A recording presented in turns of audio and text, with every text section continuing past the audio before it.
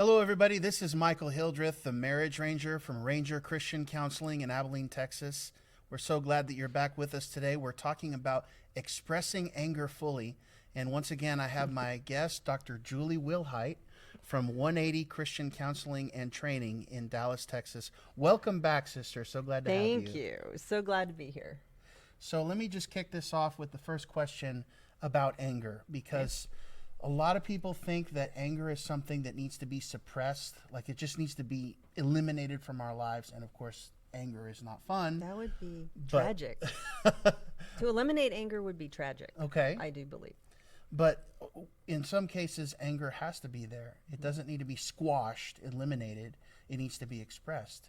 Would you explain to us why that is the case? Wow. So it's interesting because when I ask most people if they think anger is good or bad, they'll raise their hand and say it's bad. Mm-hmm. Okay. And so we have this idea in our head that anger is bad, which would mean that some feelings are bad and some are good. And that's simply not true. Our feelings were given to us by God as indicators of something. And so they serve a purpose in us. They're not good or bad. Now, what you do with anger is matters, right? I mean, the word talks about that. And, I think Jesus demonstrated something about self-control when he sat down and braided a three-strand cord before he threw the money changers out of the temple. I think he was probably getting in touch with his anger at that point. Right. So. But a lot of people see how anger is not a pleasurable feeling. They want only pleasurable. Why is that? What is the fallacy in that line of thinking? Well, that's kind of funny because sometimes I think anger is pleasurable. So I think it depends on the temperament or how you've experienced anger, right? Okay, So anger, yes, anger, if you allow anger to rise up in you without managing it or dealing with it, it can be super uncomfortable. I think what I say about anger is a presenting emotion, and it usually has a bunch of buddies with it. I call it the anger bucket. Okay. So at the top of the anger bucket is anger, and anger is coming out, however the person expresses it. Okay. So some people express anger by throwing things or yelling or, shutting down. I mean, there's all kinds of ways. But what's behind that in the bucket are feelings. They're things that have occurred, right? So in your anger bucket might be sadness, disappointment, self-condemnation. You could be angry because you're feeling those things inside and it comes out anger, right?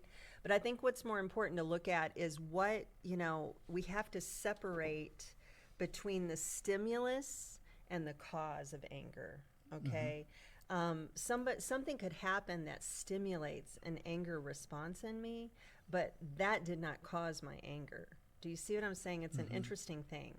They're not the same thing. They're not the same thing. And so many times we want to say to people, you make me angry, or you made me angry. And that's not true. That's not true. No. So actually we make ourselves angry, even though there's a stimulus external to us that prompted it.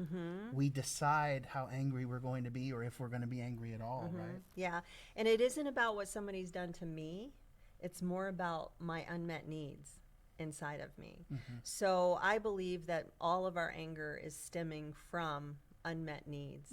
And, it comes out how it comes out. All right, we're going to move on to our next question, and that is regarding what we call in nonviolent communication, Bice, B-I-C-E. Okay. And this is one of the tools that we use in how we manage anger or how we handle anger. What does Bice mean? How would you instruct a client or someone who's trying to figure out how to deal with their anger to use Bice? So, Bice is stopping, and it's very difficult with people that have anger issues to stop themselves once they ramp up, right? Right. So they have to learn that when they have, so the biggest thing that I try to teach people is to get in touch with the physical sensation that happens in their body before anything else happens. And you have a list called body sensations, Body right? sensations, yes, I do. And so, is your body tingly? Is the hair on the back of your neck go up? Do you feel it in your stomach? Do you have a burning in your chest? Where do you feel this physically before you actually do any outward expression, right? I mean, it's super difficult. You have to slow way down to do it, okay? But I have worked with people that have pretty severe anger issues, and if they're able to get in touch with that, then they can usually ramp it back, okay? But Bice basically stands for breathe. Like, take a minute to breathe, okay? Identify the judgmental thoughts going on in your head, because a lot of times when we have stimulus coming toward us, what can ping us and create an anger position in us is our judgments toward that, right? That person is an idiot. I can't believe they, cut me off, or I can't believe they did that, or they're just this or that. We start judging them, right? Labeling, categorizing. all of it. So we have to identify those thoughts that we're having, and then to connect with our own needs. I do have a training called Squiggly Line, and it's whenever you have thoughts like that, you're supposed to take them to the squiggly line to see if they're true, not true, or questionable. And what I have found in anger management stuff is that most people who have a lot of anger issues, many times they're reacting to things that actually aren't true. And so now we're outside of biblical process anyway, because in Philippians 4:8 it says, think on things that are true and noble and of a good rapport, right? A good reputation. Sure. And so once we're in this other area and we're doing that, we're outside of that anyway. So we have to get in touch with the judgments we're actually having, and then we have to get in touch with our own needs, like what's actually going on inside of me that I feel or believe that if I express like this, that I'll get my need met. Well, right? and because the reason that we're angry in the first place is because there's a need of ours that's not being met. Usually. So this is great in a parental arena, Okay. right? Parents get angry really quickly because their kids are not doing what they want them to do, okay? The kids are feeling demand language. They're being demanded, and of course they feel that there's no freedom and choice in that. So they'll rebel and stop doing it, right? And stop doing it. Now the parent's angry and they're screaming or yelling at the kid to do what they want them to do. My question is, what do you need to the parent? They come in, they want me to get all over their kids, and I'm like, no, I want to know what you need. What is it that you need from your child?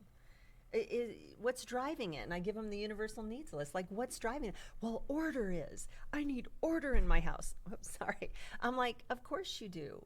Do you think that your child knows that's what you need? Right? Do you think they have any clue that what's really going on inside of you is a need for order and cleanliness? And what's going on inside of them is they believe you don't like them. All they're thinking about is they have a tyrannical parent who's telling them what to do. Yeah, or doesn't like them, right? Because a lot of kids will come in my office and say, my mom doesn't like me because I don't clean my room. Which creates within the child a feeling of resentment, disdain, contempt. And a belief that they are abandoned. It's disconnection. It's the whole attachment. It starts way back there. So if you want to isolate a child and make them feel more and more alone and less likely to get their needs met and less likely to meet your own needs, then react with fury and anger and wrath. Yeah, absolutely. They'll shut down. They'll do all kinds of things to rebel. And, I have a lot of teens that'll come in my office and they're like, yeah, I don't get why that happened. Like, why did they do that? Why did my parents do that? Like, what did that have to do with me? And the truth is, a lot of it didn't have to do with the child. It had to do with what was going on in the parents, right? Again, stimulus and cause. A parent comes home from work. They've had a tough day. They trip over a shoe in the entryway. They're off to the races, right? Their need is they're upset. They haven't resolved their issues from what happened during the day, and now they're going to go after the shoe in the entryway. And then we see all these tragic expressions of an unmet need. Yeah, absolutely. Which is all the yelling and all of that. We have to focus on ourselves. And there's something in NBC we call enemy images. Okay? People build up enemy images. I believe parents get enemy images of their kids and vice versa. And once that happens now, they're reacting to that enemy image rather than dealing with a fluid person, right, that goes through daily and has a different, they have the same needs, but they have different things that are going on each day. Would you be willing to give us some tips about how to be vulnerably honest during times when we're angry? And how's it possible for us to elicit honesty in those times when others are really angry at us? Be careful, number one. I will tell you that.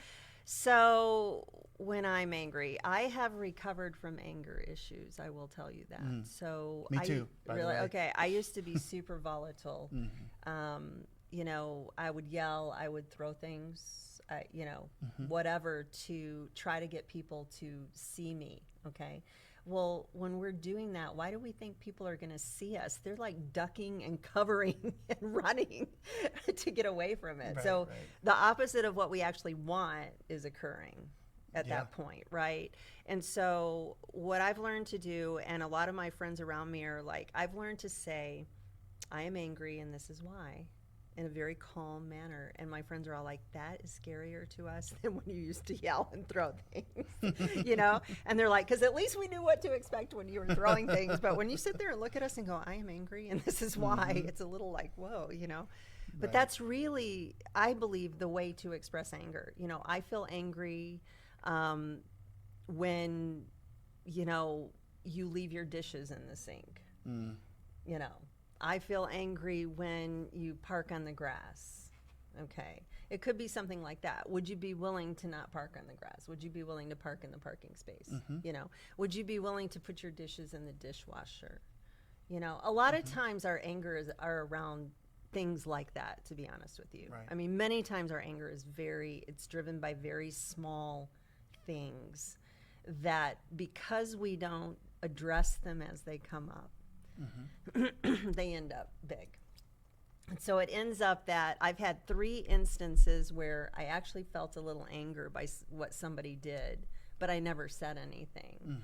And then the 4th instance hits, and it happens to hit on the day that I've had a tough day, and I drive home and I see the car parked on the grass. That's it. We're off to the races now.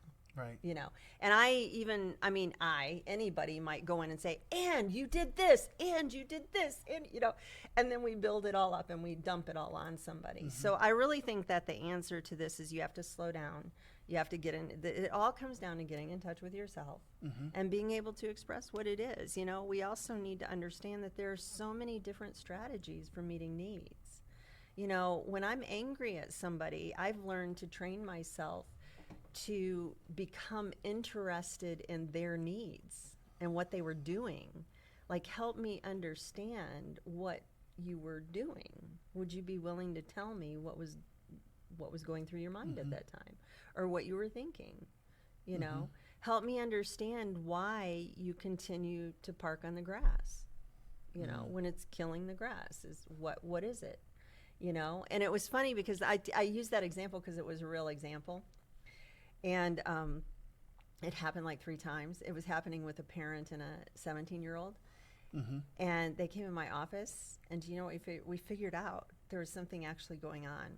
And the 17-year-old was really nervous with driving, hadn't been driving that long. And we figured out that where they wanted him to park was way too close to this retaining wall, and he was freaking out over it. So he kept parking on the grass because he didn't want to get that close. But if they had never sat down and really talked about all of that, I don't even know if they would have gotten there. Because once the parent started yelling, you know, at the child for doing it, it was very difficult for the 17-year-old to get in touch with what was actually going on, because they were trying to protect themselves and defend themselves. And I think that's what we really could take away from anger, is anger puts people in a protection and defensive position, which would eliminate any opportunity to resolve anything. It really does. And that's the other side of the coin that I wanted to ask about, is sometimes we're so intimidated by someone else's angry outburst that in those circumstances we don't want to be vulnerably honest. What is the best way to go about being honest under those You know, I've actually had somebody conditions? really angry not too long ago, actually in my office. And my technique is, number one, especially in my office, I want to let them kind of vent a little bit, but I also immediately go into an empathetic position. And in NVC, we have the empathy guest, right? We call it the empathy guest. Right. And I looked at this person and I said, I can see that you are having extremely heightened emotions, And the reason I said that is because in NVC, we don't want to judge somebody or label them. So to say, I can see you're angry, that person could seriously in their mind believe that they are not angry. And so if I say, I can see you're angry, they could go, I'm not angry. They would perceive it as a judgment, even though it's not. Right. But they would And recognize so it as such. I looked at this person, I said, I can see that you're experiencing very heightened emotions right now, and that you might be having a need for respect and consideration. And he was like, yes, absolutely, you know. And so I could tell that he was super angry because he believed that he was not getting respect and consideration in a certain scenario. That's something that I've noticed as well, that oftentimes when you make an empathy guess and you're right, it seems like they get angrier, you know? Yeah, or well, it's like well, what it is it's validation. So give them a minute to like experience the validation. Right. And I do. They'll be like, yes, absolutely. And they'll go a little bit longer, and usually they'll calm down Eventually, at that point it because they drops see off. at that point I've connected in to where they're at, Right. And now we're able to kind of talk about it. And if you and I as counselors and anybody else out there can help people get in touch with their anger in that way and process it, it is so relieving for them. So relieving. So many people stay in this really heightened anger position, and they have no idea what it's doing to their brain because it's causing chemicals to really, flow, like cortisol shoots up and all of that, right? And so it really does affect that. But if people could understand, you can be angry. We don't have a problem with you being angry. The word says be angry and do not sin. Do not sin. Right? You can be angry, it's a valid emotion. Just what is your behavior in it? And there are different causes for anger, even though the stimulant for that might be very different. The cause within the individual, like for example, a supine, the way that they respond to anger is not going to be the way that a choleric does, and the things that set them off aren't going to be the same. Yeah, that's true. And we all have our historical data, right? So, I mean, my husband can be in a situation and he'll be angry and I won't, or vice versa. Right. I mean, we'll experience different emotions in it. He'll be like, why are you mad about that? And I'm like, and he's fine, or back and forth. Like, I mean, well, my husband and I are super different, okay? He's melancholy compulsive in inclusion. I know I'm talking temperament, and I'm very different than that. And so our perceptions, the way we experience things are super different, Right. And I love NBC because we're actually able to connect in the differences. In spite of our differences. Yeah, with NBC. And have kind of that, oh, okay, I can see what's going on there. Right. And so we have opposite needs. My husband has a need to, he would hate it if I said this. My husband has a need to disappear, and I have a need to appear.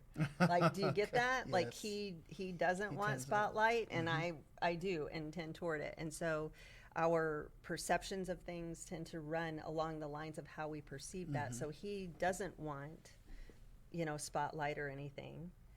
And, I'm fine with it. And so, the way we view things and experience things will be quite different. And I think what happens in relationships, too, is we expect the other person to feel the way we do.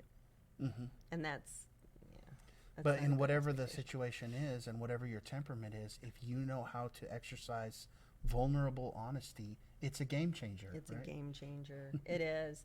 And, I just tell people who deal with anger a lot, I tell them, look, get underneath the anger and see what's actually going on inside of you. Because a lot of times what people are angry about are, well, not a lot of times, 99.9% of the time, people are angry about their unmet needs, that their needs are not getting met. And the longer they stay angry about their needs not getting met, they will never explore other strategies to get them met. Right. And so they'll stay locked up in that position. Right.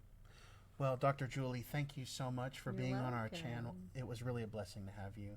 And again, where is your content found online? So very soon it'll be at drjuli.com, and currently it's 180cct.com. That's 180cct.com, and that stands for 180 Christian Counseling and Training.